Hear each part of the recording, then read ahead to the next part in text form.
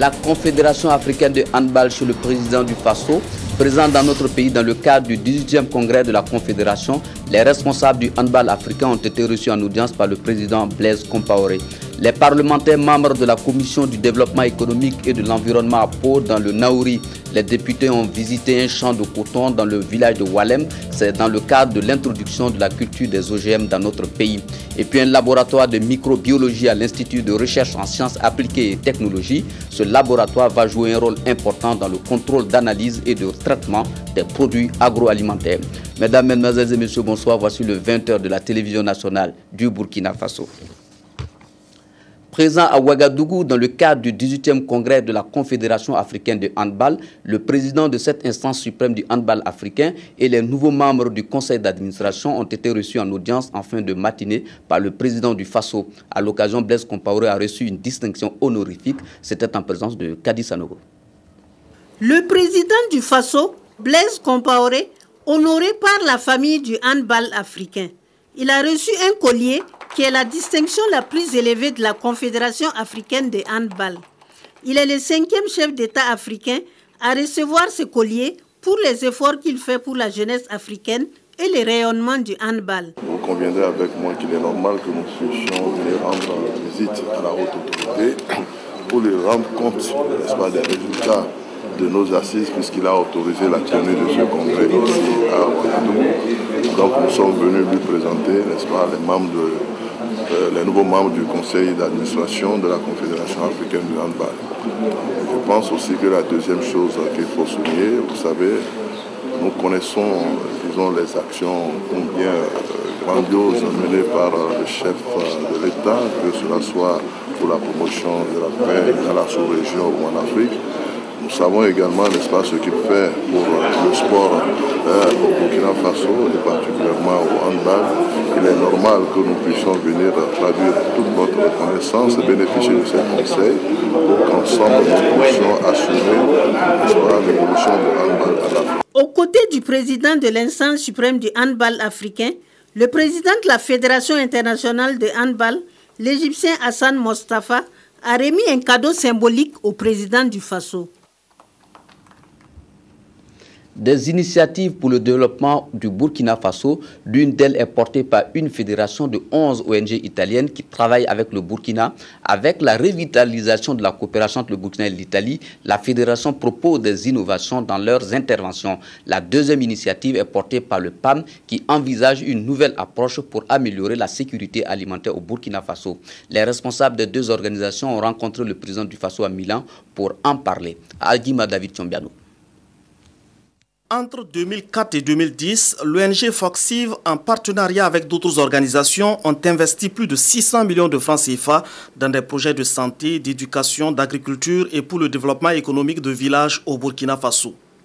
Cette fédération d'ONG italienne entend s'inscrire dans la dynamique de la revitalisation de la coopération entre l'Italie et le Burkina. Nous avons parlé de la puissance qu'il y a à travers la présence de 11 ONG italiennes qui travaillent de 1972 après, et une puissance pour se mettre à disposition d'une façon tout à fait nouvelle pour des partenariats nouveaux. Ce matin, Monsieur le Président a lancé l'idée d'une coopération innovative, d'un modèle de coopération entre l'Italie, la communauté des Italiens et le Burkina. Voilà, nous avons dit à Monsieur le Président que nous sommes prêts à réfléchir ensemble. Il ne s'agit pas de faire quelque chose en tant qu'ONG, faire des projets, mais en partant des expériences que nous avons, voir ce qu'on peut deviner pour le futur, pour que nos peuples travaillent toujours plus en partenariat. Comment améliorer durablement la sécurité alimentaire au Burkina? La directrice exécutive du PAM en a discuté avec le président Compaoré à Milan en marge du forum sur la coopération. Nous pensons notamment à un processus de décentralisation de l'achat des produits agricoles. Nous pensons que si nous mettons en place un tel système, ça va permettre donc d'avoir une certaine efficacité et ça va également permettre au Burkina Faso de régler cette question de sécurité alimentaire. La directrice exécutive du programme alimentaire mondial prévoit dans son agenda de visiter Ouagadougou dans le premier trimestre de 2013, une mission pour suivre la mise en place de ce concept de décentralisation. La deuxième session ordinaire de l'année de l'Assemblée nationale de Côte d'Ivoire s'est ouverte hier à Yamoussoukro, dans la capitale politique ivoirienne, en présence de nombreux invités de la sous-région, dont le président de l'Assemblée nationale du Burkina Faso. Cette session, qui est consacrée au vote du budget de l'État et qui durera 70 jours, devra permettre aux députés ivoiriens de la deuxième législature de se pencher sur des sujets préoccupants comme le chômage des jeunes, la sécurité et la réconciliation nationale. Reportage de Kwame Bama et de Anna Lucie Kéré. Le 25 juillet dernier, lors de la clôture de la première session parlementaire ordinaire de l'année, le président de l'Assemblée nationale de Côte d'Ivoire invitait ses collègues députés à mettre à profit l'intersession pour aller à la rencontre des populations. Ces échanges devraient permettre aux élus nationaux de s'imprégner du vécu quotidien de leur mandat en vue de contribuer à la réconciliation nationale si chère au président de la République. En ouvrant les travaux de leur deuxième session parlementaire de l'année, le chef du Parlement ivoirien est revenu sur ce sujet préoccupant. La réconciliation nationale doit se faire avec tous les Ivoiriens sans exclusion. Mais la réconciliation doit se fonder sur le pardon, l'humilité, sur la repentance et l'acceptation des uns et des autres. Reconnaître une faute n'est pas un aveu de faiblesse. Et demander pardon est plutôt une qualité. Il a également fait cas de la réintégration de l'Assemblée nationale de Côte d'Ivoire à l'APF, l'Assemblée parlementaire de la francophonie, tout en témoignant sa gratitude aux délégations des parlements nationaux et internationaux et aux présidents des parlements des pays voisins qui ont effectué le déplacement dans la capitale politique ivoirienne pour prendre part à la cérémonie d'ouverture de la session du Parlement. Guillaume Tibafori Soro a ensuite dédié une minute de silence à un des leurs, décédé récemment, et aux soldats tombés ces jours-ci sur le champ d'honneur pour la défense de la paix et souhaiter que les députés ivoiriens apportent leur soutien au peuple malien. Tant que personne ne mourrait au Mali, nous n'aurions rien trouvé à redire. Tant qu'il n'y avait pas de bras coupés, de sang versé, tout cela aurait pu n'être qu'une banale aventure. Mais quand les massacres sont commis par des individus au cœur verrouillé à toute forme de pitié, nous, Africains, avons le devoir et l'obligation de nous en mêler. Dans le même sens, le président de l'Assemblée nationale du Burkina et président de l'APF a félicité le président Alassane Dramane Ouattara, président en exercice de la CEDEAO, pour la gestion des dossiers bissau-guinéens et maliens. La CEDEAO doit continuer à agir de concert avec l'Union africaine et l'ONU pour trouver les solutions durables à la promotion de la paix, de la démocratie, de la bonne gouvernance et du développement de l'intégration africaine. Les intellectuels et la société civile doivent aussi se mobiliser avec les gouvernants pour donner toutes ses chances à la nécessaire solidarité entre nos pays en vue de relever ensemble les défis du sous-développement. Le chef du Parlement burkinabé s'est également prononcé sur les malheureux événements survenus ces derniers moments en Côte d'Ivoire. En pensant aux événements malheureux de ces derniers jours qui ont touché votre pays, je voudrais condamner du haut de cette tribune toutes les actions visant à déstabiliser la Côte d'Ivoire, à créer la psychose de l'insécurité et à décourager les investisseurs étrangers qui entendent saisir les opportunités d'affaires dans ce pays. Chacun le sait, la déstabilisation de l'un quelconque de nos pays est préjudiciable à toute la sous-région. Tous les intervenants à la tribune du Parlement ivoirien ont émis le vœu qu'en tant que parlementaires, ils puissent légiférer dans le but de répondre aux attentes des populations qui n'aspirent qu'à la paix, à la liberté et à la prospérité. La République fédérale d'Allemagne au Burkina Faso a commémoré ce mercredi 3 octobre 2012 la fête nationale, une fête marquant la journée de réunification du pays après la chute du mur de Berlin. Armel Melo, Sié Sylvestre. Les Allemands du Burkina, à l'instar de leurs compatriotes au pays, ont commémoré le 22e anniversaire de l'unification de leur pays dans une ambiance de fête. Ambiance de convivialité partagée avec les peuples burkinabés et des ressortissants d'autres pays amis. Il y a 22 ans, le mur de Berlin, qui n'était pas seulement un mur de Berlin, c'était un mur dans toute l'Allemagne, est tombé. Le peuple de l'autre part d'Allemagne a décidé de vivre en liberté et en fraternité avec ses frères à l'autre côté de cette vieille frontière. Et alors, nous sommes un peuple, et nous sommes un État qui s'appelle Deutschland. Ce 22e anniversaire au Burkina Faso est placé sous le signe du renforcement de la coopération germano-burkinabé. Une coopération déjà marquée par des réalisations dans différents domaines. C'était une coopération excellente dans divers domaines, l'agriculture, la santé, avec l'eau et l'assainissement, mais aussi dans d'autres domaines type transversaux. Et c'est le lieu vraiment de remercier cette coopération dans le domaine du développement. Cette amitié entre le Burkina et l'Allemagne se reflète également par une intégration du peuple allemand au Burkina Faso et vice-versa. J'ai vécu des moments formidables. À Nouna, à l'époque quand je suis arrivé, il y avait beaucoup de coopérants. On était jusqu'à 15. Et là, on peut dire qu'ils étaient vraiment bien intégrés. Maintenant, je suis à Koudougou. Je ne sais pas ce qui se passe ici, mais à l'époque, je peux dire que la communauté allemande était bien intégrée.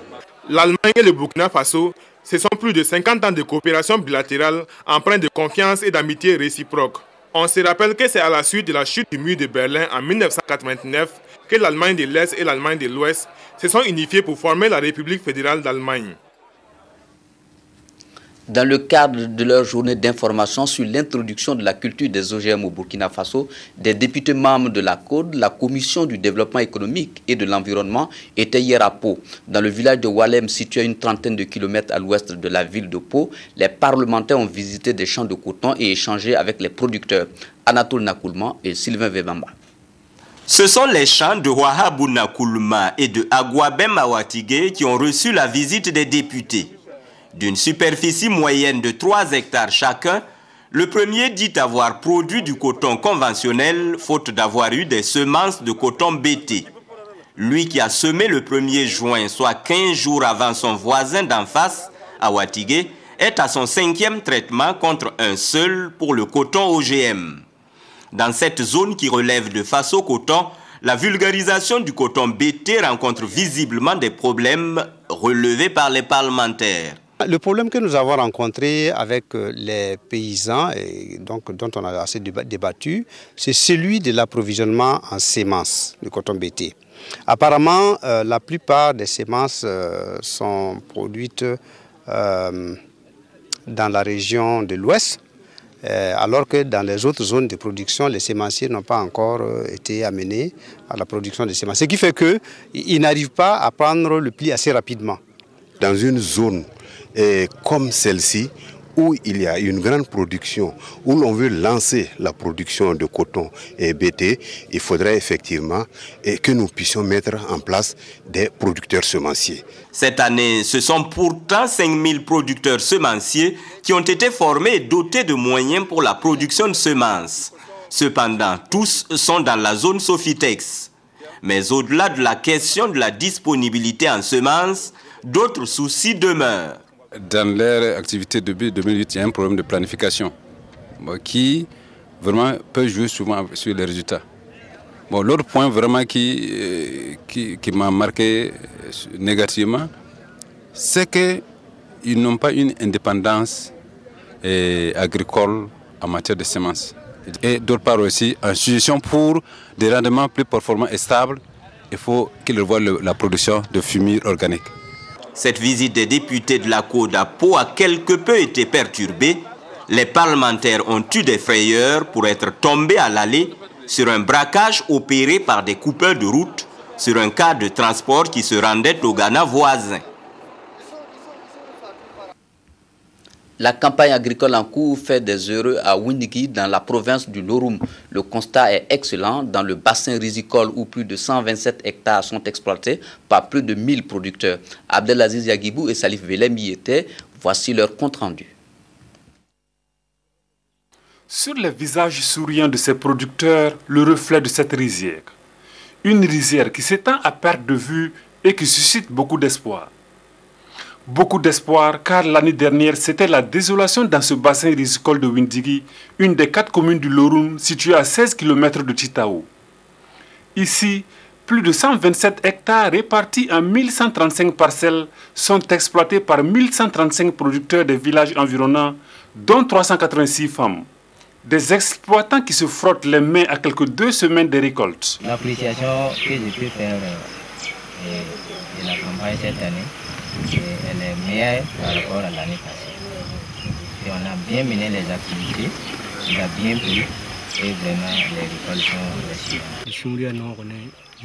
Même actuellement, il y a toujours de l'humidité et il faut dire qu'il y a beaucoup de parcelles où il y a même de l'eau que nous avons toujours, l'eau qui est dans les parcelles. Donc pour les spéculations qui ne sont pas encore arrivées à maturité, avec cette eau-là, bon, ça va faciliter donc la maturité donc, de ces plants-là. Voilà, donc à l'heure actuelle, là, vraiment, c'est le soleil peut-être qu'on attend donc, pour parfaire donc, la maturité avant de commencer donc, les récoltes. Ces heureux producteurs doivent cette réussite non seulement à la générosité du ciel qui a grandement ouvert ses vannes cette année, mais aussi à un itinéraire technologique bien suivi. La FAO et le gouvernement sont aussi venus à leur appui avec de l'engrais et des semences. Les variétés qui ont été donc mises en place ici, nous avons 3 variétés essentiellement. Nous avons la FKR 19, la FKR 62N et nous avons la FKR 64N. Voilà. Donc ce sont ces 3 variétés-là que nous avons donc mis en place. Il faut dire que toutes ces variétés, c'est des variétés donc à cycle court qui sont adaptées donc à cette région-là. De façon globale, sont attendus de cette spéculation 510 tonnes de riz paddy, soit près de 337 tonnes de riz décortiqué. On a évalué en fait les rendements moyens à 4 tonnes hectares. Voilà, donc comme les bas-fonds s'étendent sur 127,5 hectares, donc on peut espérer récolter 510 tonnes, si tout va bien. Voilà. Et bon, dans tout ça, en fait, si on avait à vendre toute cette production, on pouvait s'attendre à 121 millions, sinon même plus. À la faveur de cette pluviométrie bien répartie dans le temps et dans l'espace, la province du Loroun présente dans l'ensemble de bonnes spéculations. Des cultures actuellement à un stade de maturation qui est de 75 à 100% et à un stade de maturité qui est de 25 à 50%. Nous sommes en présence d'une campagne exceptionnelle. Parce que, comme je le disais tantôt, on a 2 départements qui enregistrent déjà à l'heure actuelle plus de 850 mm, bon, ce qui est vraiment rare. Et nous avons les 2 autres départements qui sont autour de 700 mm, donc depuis le début de la campagne jusqu'à l'heure actuelle.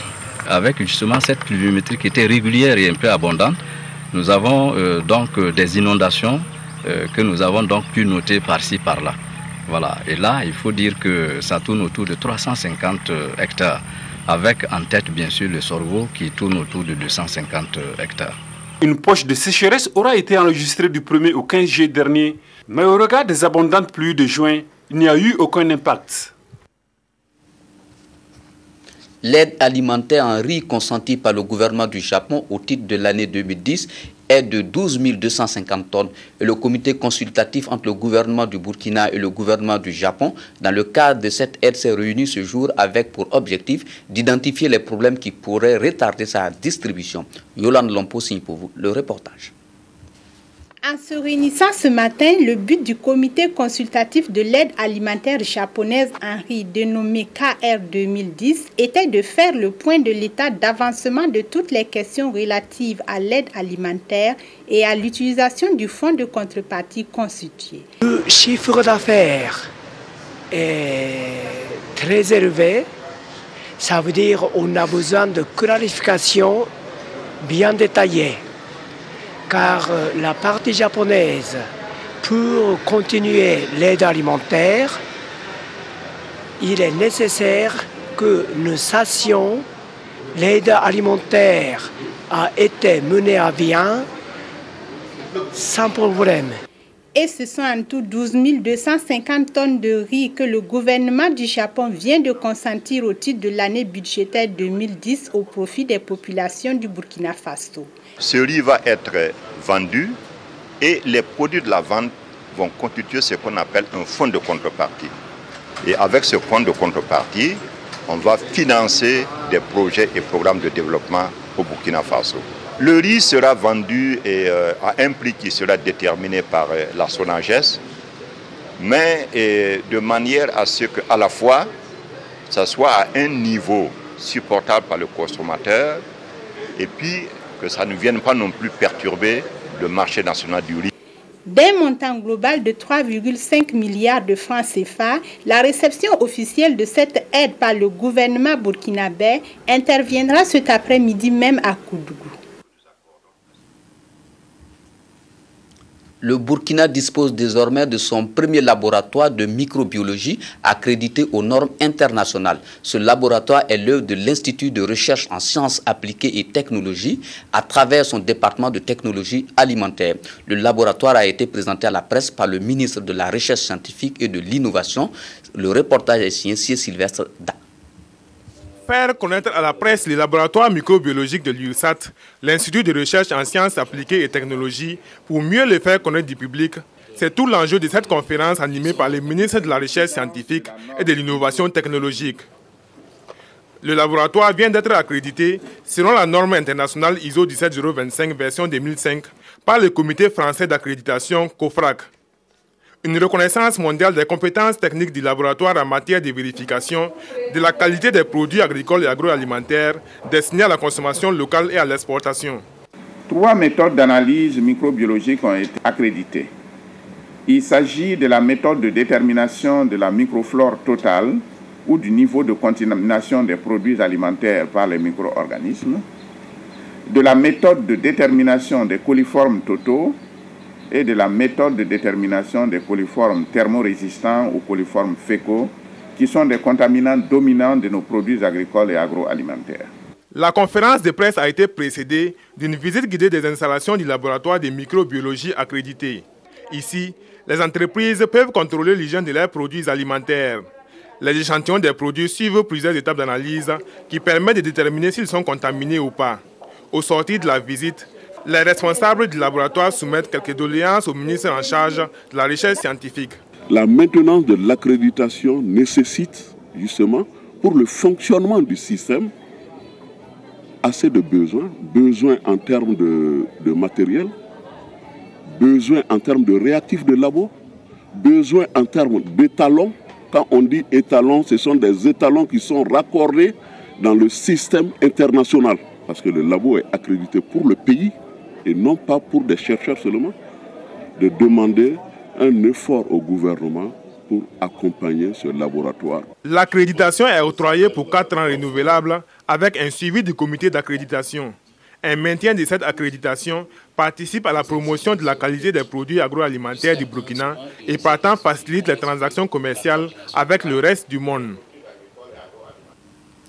Ouverture hier mercredi à Kombisri d'un atelier national d'information et d'échange sur l'ONED, l'Observatoire national pour l'environnement et le développement durable. L'objectif visé est d'assurer l'opérationnalisation du réseau des partenaires du programme national de gestion de l'information sur le milieu. La cérémonie d'ouverture a été présidée par le secrétaire général du ministère de l'Environnement et du Développement durable. Le reportage est signé Symphorion Somla. L'Observatoire national pour l'environnement et le développement ONED a pour mandat de collecter, produire, gérer et diffuser l'information environnementale. Il va progressivement capitaliser les données et informations en matière d'environnement, fédérer toutes les initiatives sectorielles et les acteurs, et aussi de disposer d'indicateurs en vue de faciliter la prise de décision pour la bonne gouvernance environnementale. On a commencé à mettre en place le système de collecte d'informations depuis 2006 avec un réseau qu'on appelle PNGIM, qui en réalité les acteurs produisent l'information et aussi le connaître met à la disposition des différents acteurs pour les décisions.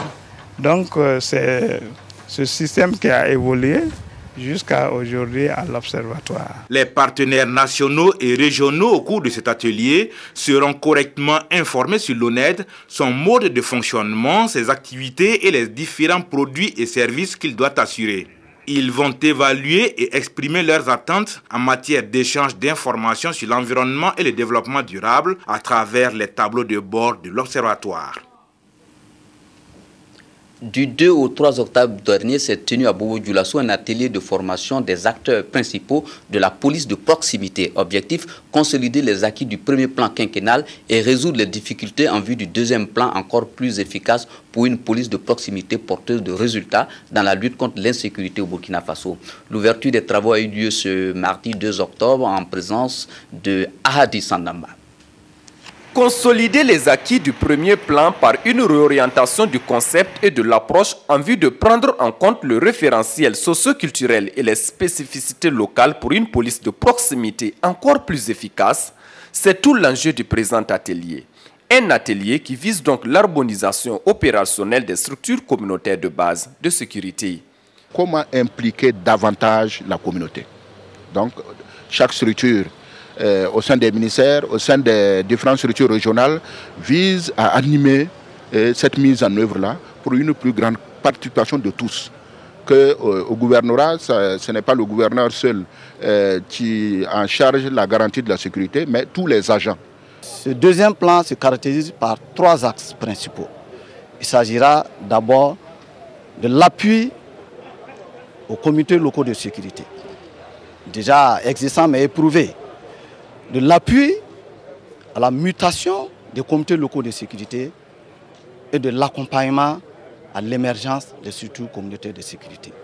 Au cours de 2 jours de travaux, l'atelier devrait permettre une appropriation du concept relu de la police de proximité par les participants et susciter des réflexions dans le sens des objectifs fixés.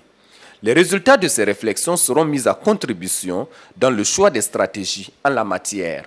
Outre cela, les participants outillés devraient sensibiliser davantage autour d'eux quant à l'engagement collectif pour une police de proximité porteuse de résultats dans la lutte contre l'insécurité au pays des hommes intègres. La 8e édition du mois de solidarité se tiendra du 11 octobre au 9 novembre prochain. En prélude à l'événement, le ministère de l'Action sociale et de la solidarité nationale a rencontré ce matin la presse. Objectif, dresser le bilan de l'édition écoulée et dégager les grandes lignes pour la présente édition. Estelle Judith Assoba. Cette rencontre avec la presse avait pour objectif de dresser le bilan de l'édition de 2011 du mois de solidarité et d'échanger sur la 8e qui se tiendra du 11 octobre au 9 novembre prochain. En termes de bilan, on retiendra que l'édition écoulée a permis de collecter à la date du 12 juin 2012 plus de 141 600 000 francs CFA. Ces collectes ont permis au ministère de l'Action sociale et de la solidarité nationale de contribuer à la prise en charge sanitaire et scolaire de près de 3 000 indigents et d'offrir un logement décent à des personnes en situation difficile. La mise en œuvre de la Charte nationale de solidarité pour une réduction des déficits sociaux est le thème retenu pour la présente édition.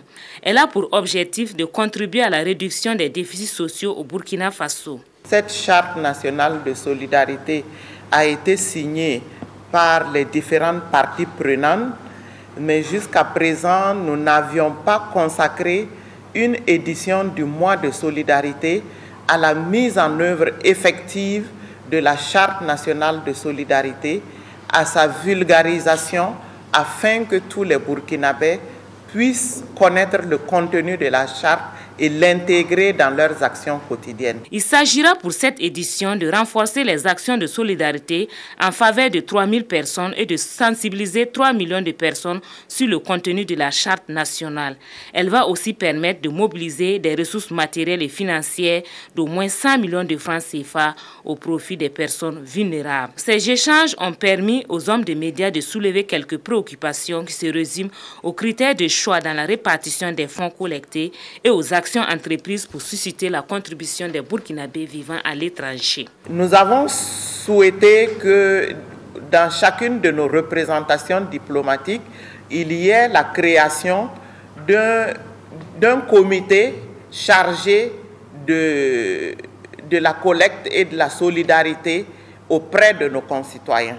Et donc, pour l'édition du mois de solidarité, nous allons écrire à nos représentations diplomatiques et souhaiter que ces comités puisse informer nos compatriotes. Le lancement officiel du mois de solidarité interviendra le 12 octobre prochain sous le patronage de son Excellence, Monsieur le Premier ministre, chef du gouvernement. La maison d'arrêt et de correction de Ouagadougou a été visitée par le mouvement burkinabé pour l'émergence de la justice sociale en collaboration avec les ambassades de France, de Suisse, de Suède, des États-Unis au Burkina Faso et en présence des hommes de médias. Objectif, toucher du doigt les conditions de vie des détenus. Reportage signé Claudine Bikaba.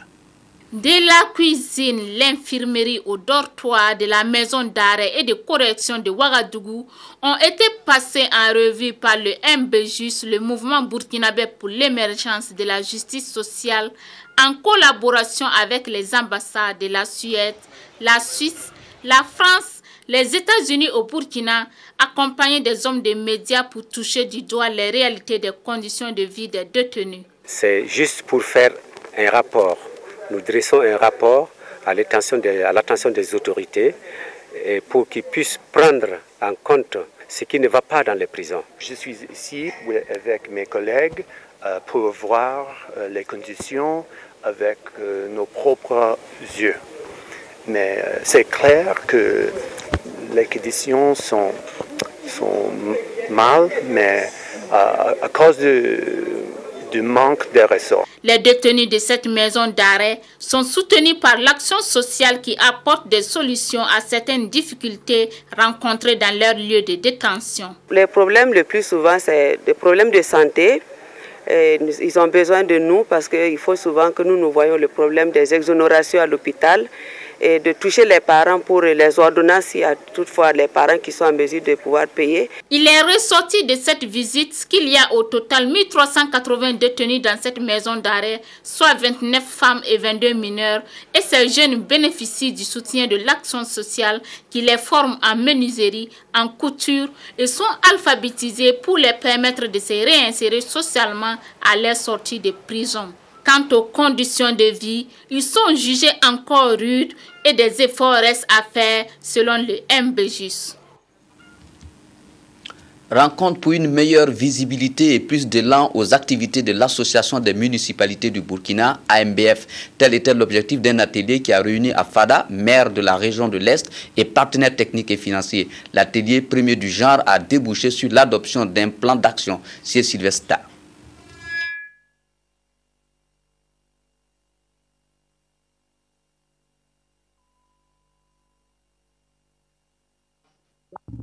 L'Association des municipalités du Burkina, l'AMBF, Antenne de l'Est, a lancé la concertation avec les communes de la région pour qu'elles puissent mieux connaître leur association. Une appropriation pour donner une nouvelle impulsion aux activités menées par l'AMBF. C'est une initiative qui permet aux acteurs du terrain de se rencontrer, de discuter ensemble des problèmes communs à toute la structure et de trouver les solutions pour un meilleur fonctionnement de cette structure-là, l'AMBF. Donc je pense que c'est une très bonne initiative.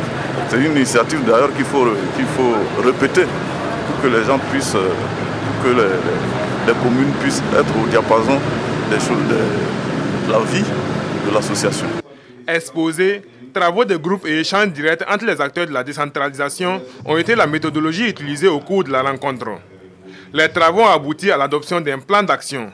Et pour donner du crédit à ces plans d'action, un comité de suivi chargé de vérifier sa mise en œuvre a été mis en place. Il était nécessaire que nous nous retrouvons autour d'une concertation avec les autres acteurs, que sont les PTF, que sont les services techniques déconcentrés, et les maires, et plus nos personnels au niveau des mairies, pour réfléchir ensemble comment élaborer un plan d'action qui nous permettrait réellement de répondre aux besoins de nos membres. Vous savez que l'AMBF, c'est une structure fêtière qui accompagne les communes et qui fédère les énergies entre services déconcentrés, partenaires et communes pour la mise en œuvre de nos plans communaux de développement. L'AMBF, une structure d'appui des communes dans leur quête de développement, tire un grand bénéfice des concertations de ce genre.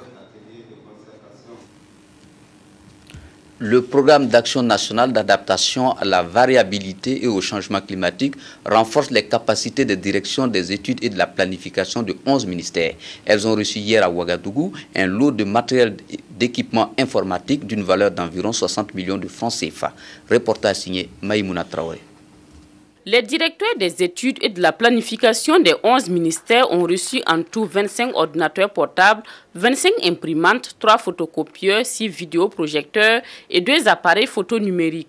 L'œuvre est du programme d'action nationale d'adaptation à la variabilité et au changement climatique, le PANA, dont l'objectif est de promouvoir les capacités de planification stratégique qui intègrent les risques liés au changement climatique lors de la formulation des projets au programme au niveau national. C'est eux qui sont au début et à la fin pratiquement des programmes et des projets.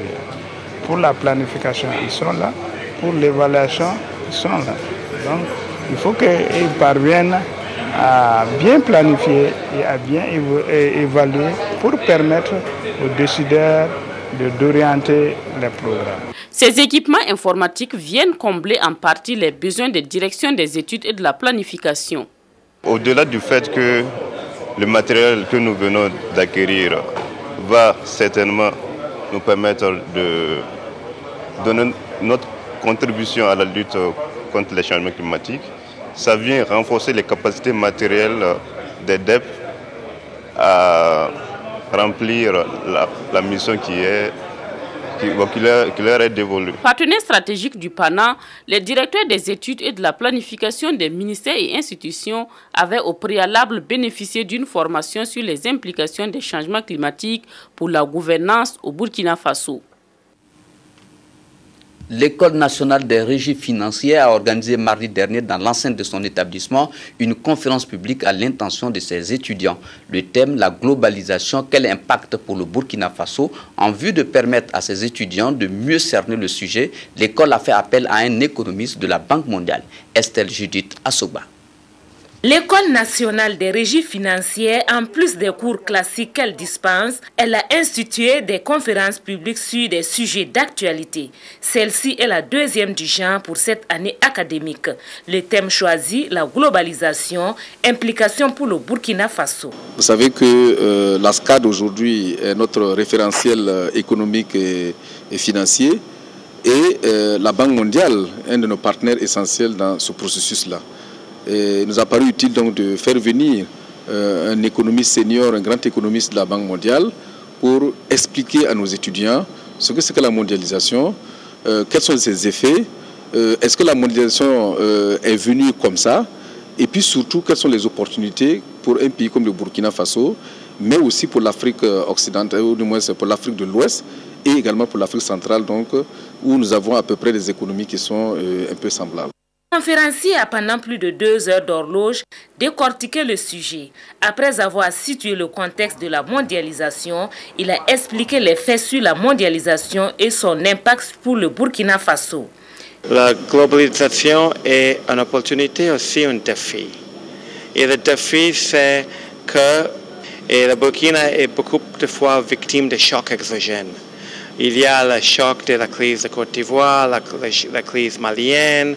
Il y a maintenant le problème de sécurité alimentaire, mais il y a des solutions et des méthodes pour sortir de cette crise. C'est avec un grand intérêt que ces étudiants du cycle A de l'ENAREF ont suivi cet exposé. Prenons l'exemple par exemple du Bangladesh qui est un pays pauvre comme le nôtre qui a pu s'en sortir.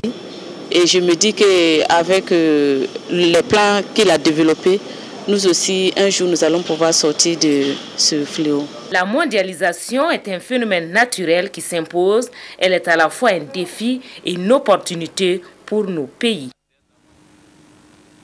En avril dernier, l'association d'appui et d'éveil Poksada lançait une campagne de parrainage national pour la scolarisation de filles en situation difficile. Cette campagne dénommée « Je parraine une fille, je change le monde » a été un succès pour l'association qui a convié la presse hier à Ouagadougou pour lui dresser le bilan de l'opération. Wendata Nathalie Kaoré. C'est exactement le 20 avril 2012 que l'association d'appui et d'éveil Poksada a lancé la campagne nationale de parrainage. L'opération a permis de prendre en charge la scolarisation de 110 filles. Pour l'année scolaire 2012-2013, l'association avait besoin de 10 millions pour la scolarisation de ses filles, mais les contributions en espèces et en nature ont été au-delà des attentes. Le montant des contributions totales perçues au 1er octobre 2012 en espèces et en nature s'élève à 17 671 750 francs. Les actions à court, moyen et long terme viseront à rendre opérationnelle la scolarisation, le maintien scolaire des filles bénéficiaires. La gestion des fonds collectés consistera entre autres au paiement effectif des frais de scolarité, à l'achat de kits scolaires, de vélos et à la confection de tenues scolaires. Le résultat est certes positif pour cette année, mais la campagne s'étend sur une période de 13 ans et les fonds nécessaires s'élèvent à 60 millions de francs CFA. Les initiateurs entendent donc poursuivre le plaidoyer afin de mobiliser cette somme. Les contributions restent ouvertes. L'avenir de nombreuses filles repose sur le geste de solidarité et d'engagement citoyen des parrains, marraines et des donateurs, donatrices. Les filles bénéficiaires de cette campagne sont issues des provinces du Kadiogo, du Bulkemde, du Bazega et de Lubritenga. Leur parcours scolaire sera suivi de près par l'association en collaboration avec les responsables d'établissements scolaires et les parents. Pour cette campagne, l'association d'appui et d'éveil pour SADA a été soutenue par deux principaux partenaires que sont Oxfam et Diaconia. Et puis l'Université Senghor d'Alexandrie, l'Organisation internationale de la francophonie et la Commission européenne en collaboration avec l'Université de Ouagadougou organisent du 1er au 5 octobre 2012 un séminaire intensif en interprétation de conférences à Ouagadougou. L'objectif est de renforcer les capacités des interprètes des organisations régionales africaines partenaires de la francophonie en vue d'un meilleur usage de la langue française dans ces organisations. Pélagie Bempanome Sawadgo. Ce sont des interprètes et des formateurs venus du Burkina Faso, du Niger, du Nigeria, du Cameroun et de l'Ouganda qui prennent part à ce séminaire intensif en interprétation de conférences. Une rencontre qui vise à renforcer les capacités des interprètes en vue d'un usage adéquat de la langue française dans les organisations régionales partenaires de la francophonie. La rencontre a pour but d'un premier temps de mettre en place un séminaire de 10 jours sur l'interprétation français-anglais et anglais-français.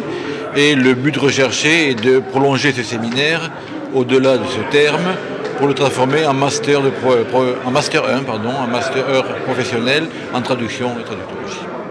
La formation va durer 5 jours et devrait permettre la mise en place d'un pôle régional de formation d'interprètes de niveau master à l'Université de Ouagadougou. L'objectif final après ce séminaire, c'est que nous allons, dans le cadre d'un projet Afrique, mettre en place un master international sur l'interprétariat au niveau de l'Université de Ouagadougou. Et ce pôle régional va être abrité par l'Université de Ouagadougou. L'initiative est de l'Université Senghor d'Alexandrie, l'Organisation internationale de la francophonie et la Commission européenne en collaboration avec l'Université de Ouagadougou. Il est attendu de cette rencontre une utilisation intensive de la langue française dans les institutions internationales. Une nouvelle trouvaille pour relancer le cinéma burkinabé. C'est une idée de l'Association burkinabé de gestion des fonds de succès cinéma qui organise une compétition en vue de primer les films des 3 producteurs ayant enregistré le plus grand nombre d'entrées à une période donnée. La phase test s'est achevée en juillet dernier et l'association a tenu à faire le bilan et dévoiler ses ambitions. Eleonore Yerbanga. Les nouvelles technologies offrent aux cinéastes africains la possibilité de produire 10 à 12 films à petit budget par an. Cependant, les financements sont toujours rares, d'où la nécessité de la création de l'Association burkinabé pour la gestion des fonds du succès cinéma Burkina Faso. Succès Cinéma a donc mis en place un système de financement des producteurs qui devrait du même coup réhabiliter les salles de cinéma et réactiver le réseau. C'est de permettre la production plus facile de films à petit budget pour la consommation locale, pour notre public national. Notre système vient comme une réponse possible à une amélioration de la production en volume et en qualité de film. Pour la phase test, 6 films burkinabés et 6 salles de cinéma ont pris part à cette compétition avec un budget de 50 millions de francs CFA. Ainsi, les producteurs des films Faso Fury, Foulard Noir et En attendant le vote recevront des primes en vue d'une prochaine production. Nous devons mobiliser des fonds pour pouvoir poursuivre. Voilà, parce qu'en principe, on ne doit pas s'arrêter. Mais nous devons mesurer nos forces, parler avec nos partenaires, rassembler les fonds. Et vu que la phase test est passée, quand nous allons redémarrer, ça sera pour de bon. Le système est financé par le Bureau de coopération suisse. Et pour les prochaines expériences, l'association compte sur la participation effective des producteurs burkinabés et des partenaires techniques et financiers. Et puis ce communiqué avant de continuer le journal à l'occasion de la cérémonie officielle de lancement des travaux de bitumage de la voie d'accès à la laiterie. De referme votre journal. Merci de l'avoir suivi. Je vous souhaite une agréable nuit. Je serai très heureux de vous retrouver demain à 20h pour d'autres actualités.